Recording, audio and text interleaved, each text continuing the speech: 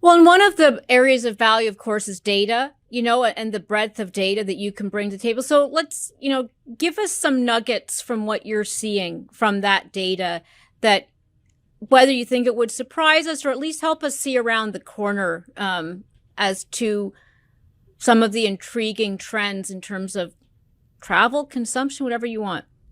Well, there have been a couple things I think we've all been noticing over, and because of the pandemic, one thing is the step up in the desire to use what we call alternative accommodations. So not just hotels, but a home or perhaps an apartment or a villa.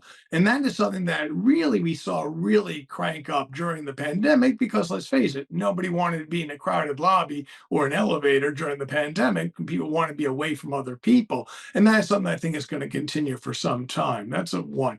The other thing is people generally were thinking holidays, I get a week, maybe I get 2 weeks, maybe once in a while I get a long weekend, maybe it's a 3-day weekend because there's a bank holiday. The pandemic, though, and people now being feeling that they can work and live in different places, this concept of leisure is become much more popular, which is people saying, Thursday, Friday, I'm going to go somewhere and then I'll have my holiday or my vacation Saturday and Sunday, but already be there and do a little bit on Thursday and Friday. But it enables people to take more time off, so to speak. Sure, they say they're working Thursday and Friday, and they're probably doing a little work Thursday and Friday, but they're also enjoying being somewhere else. It's a cultural shift, isn't it? Because when I look at my family in Europe, they're used to taking long vacations in the summer. Do you feel like, again, because you've got global oversight, are American attitudes toward travel, would you say they're becoming closer in line to European consumers, or am I unduly stereotyping the Europeans here? Well, I think you're absolutely right. Different parts of the world, there are different cultures in terms of how much time off do you get under your contract with your employer. And certainly the US, it's less than it is in Europe. That being said, because everybody now has, not everyone, but a lot of people have more flexibility with their employer, they're able to take advantage of that flexibility by going somewhere else. And while they say they are working remotely, they're also enjoying being somewhere else. So certainly the belief that I should be entitled to work somewhere else is certainly something that I think is you're seeing in a lot of different places. Are you yourself working differently? You must have spent a lot of time on the road prior to the pandemic. What's your own work style like? Well, yeah, I mean, obviously during the pandemic, I wasn't doing a lot of traveling, but since about, I'd say September of 2022, I've been cranking it back up and I'm traveling pretty similar to I was pre-pandemic, but I'm a bit of an outlier on the spectrum because we're a very global company. I imagine a lot of people are still just beginning to crank up. We see, for example, international travels coming back, but it's still a couple of percentage points lower than it was in 2019. So I think that's going to continue. And again, it depends on where you are. The US has been far ahead of other places in terms of coming back from the pandemic. Asia was last and still coming back. Yeah, and I think a lot of people obviously are waiting. We're starting to see the impact of the Chinese, you know, tourism boom, but that hasn't fully come back yet too. But that seems something to watch. Let me ask you, Glenn, about some of your. Well, let me scale back a second because I'm here in New York City, and we just actually had our mayor Eric Adams say that half the hotels are filled with refugees, and I don't you don't have to get specific and granular about New York, but when you look at how some of these political issues have been playing out, let's take the US, is it impacting travel? Is it impacting, you know, hotel availability, even things like the amount of housing stock that's being reserved now for Airbnb, not one of your brands, of course. What are you seeing there? Because it's hard to know if the rhetoric is true.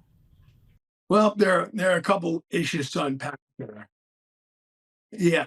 Why don't we take the issue of the homes or apartments of being used for alternative accommodations versus long-term housing? And that is a conflict. And people in certain cities have been saying that, hey, we have an issue, a shortage of permanent housing for our residents here. And some of the stock inventory is being taken out for temporary housing, i.e., travelers, tourists, and people are upset about that. That's why it's important to have good regulations that all the people involved can come to a consensus. And we believe in regulations done properly is good for everybody. So we work with the municipalities, try and figure out what way can we work together to make sure you have a vibrant travel industry, that tourists are able to come to your location to help the economy, at the same time recognizing that we also have to have permanent people who live there to actually service the travelers. It's a balance, and we believe that that balance can be achieved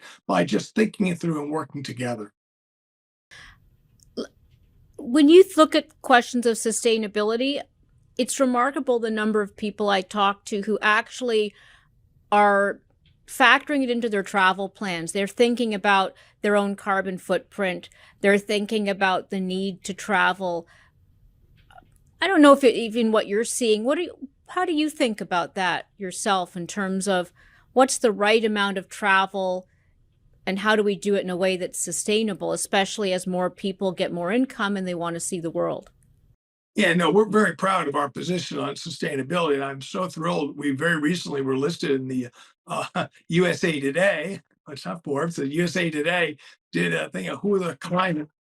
Yeah, right. And they looked at 2,000 American companies and said, who are the climate leaders? And we came in number 10 out of 2,000 they looked at. So I'm pretty proud of that. And the fact is, we believe that if you don't have a world, that you can go travel, our business doesn't exist. So we have a thing. We believe that our mission is to help everyone experience the world. We got to make sure there's a world worth experiencing, and we do it in a lot of different ways. But one thing that I'm very proud of is we work together with our hoteliers. We put together a program called the Travel Sustainability Badge. So if a hotel does certain things and achieves certain things that are important in terms of being sustainable, we give them a leaf or a number of leaves, depending on how sustainable they are, so that a traveler who wants to travel sustainably will see this is a property that does things that are sustainable, and they can easily filter if they want that. That's a way to help drive people who not only want to travel sustainably, but can actually be actionable and choose properties that are sustainable.